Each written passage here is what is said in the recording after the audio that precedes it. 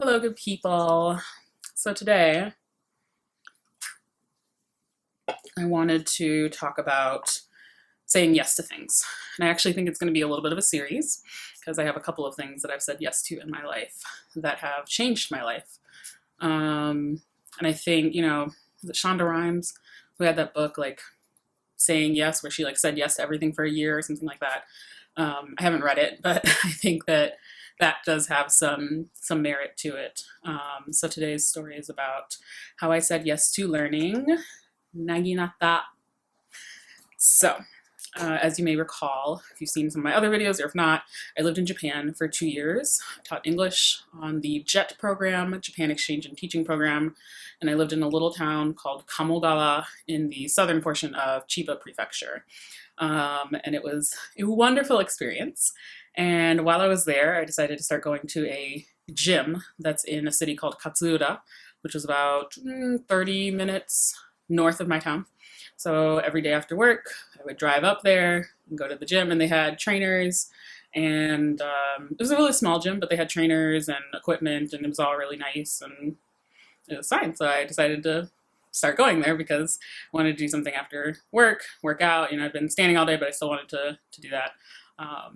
So I started going there, and every once in a while, there was an older gentleman named Yamada-san who would come to the gym, usually on like Tuesdays and Thursdays. Although sometimes he was there other days. I usually went about 6 days a week, 6 to 7 days a week, depending.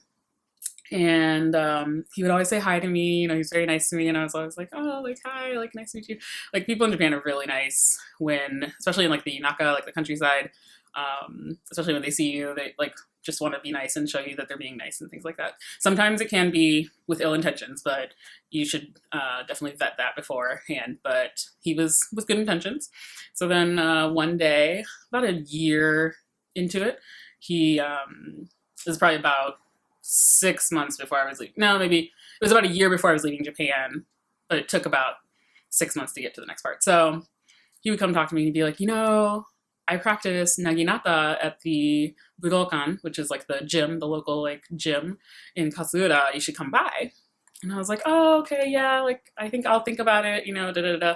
But it was always, I'd get to the gym at like probably get there around 5:30 or 6, work out from like 6 to 8, and then get back home by like 8:30. So it was already pretty late.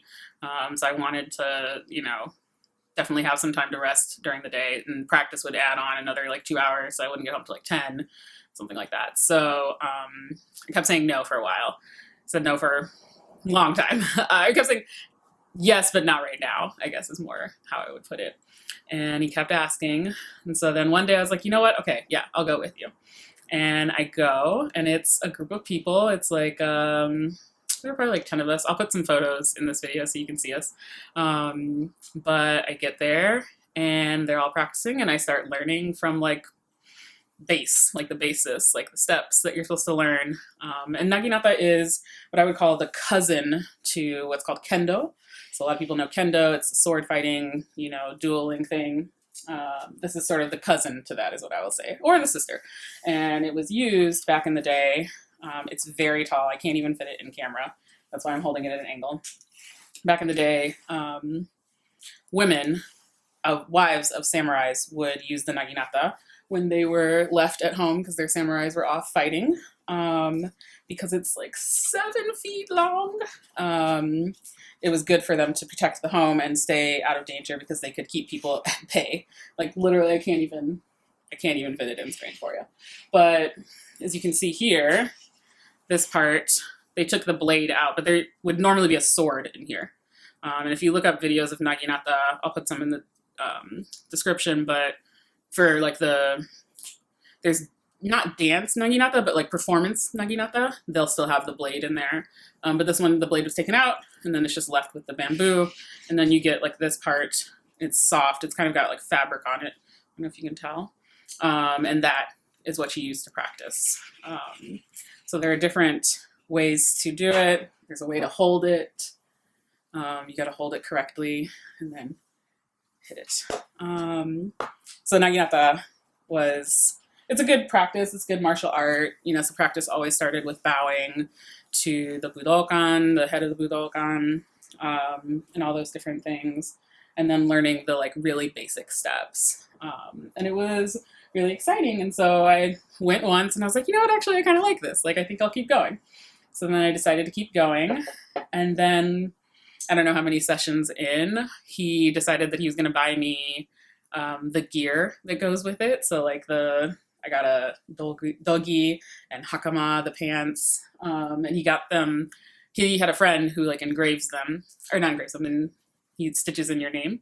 And so I got one with my name in it, and I'll put the picture of me wearing it, sort of like in this. So this is my dogi, and as you can see, it has my name, Makyan, etched in it, sewn into it.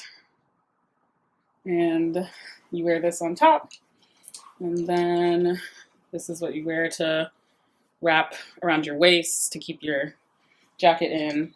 And then these are the hakama, which are the really wide, like kind of not gaucho pants, but I guess they would be compared to gaucho pants. Like this. And there's, oh, there's my name on the back of the pants as well. So I thought I'd run and grab the outfit so you can get the full picture of what it is. And there's a different way that you tie this. I learned how to tie it, all those things.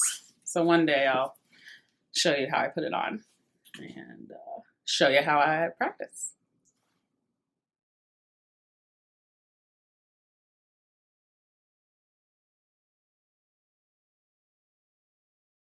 But yeah, he gave me like all this stuff to make sure that I continued to practice it. And so I was like, and he did it all like out of the goodness of his heart. I was like, no, like I have to pay you for this. Like I can't do that. And he was like, no, this is because I want to invest in you, and it's because you're a great person, and da da da. So ended up getting all that stuff. I unfortunately started at a point where I couldn't do any Dan level training. Like I couldn't do one of the practices to get like a certain ranking. But if I had, I would have gotten like the first ranking. And it was really great. And I remember specifically we had a team dinner one time, and I'll never forget going to this woman's house. She has this beautiful house out in the countryside in the middle of rice paddies, all out of wood. And it was so beautiful, and we were just there, and we were having so much fun. And you know, like all this is in Japanese. Like I'm just like in this woman's home, like we're all celebrating, and it's a really, really great experience. So that's just to say that say yes earlier later rather than later, because you never know where it's going to take you. And it took a lot to get this Naginata back. My sensei gave it to me. She's like, you get to have this. And I was like, oh my gosh, like they really wanted me to keep practicing it. So they gave me this, they gave me the gear. I brought it all back to the US. Only took a little bit of time. And yeah, and then now I found a group of people here in Chicago that actually practice Naginata. So I'm going to continue doing it while I'm here. But yeah, I just wanted to share about how saying yes led me to having this bamboo, well, it's not bamboo, this wooden sort of sword in my home and be practicing it. So yeah, that's it.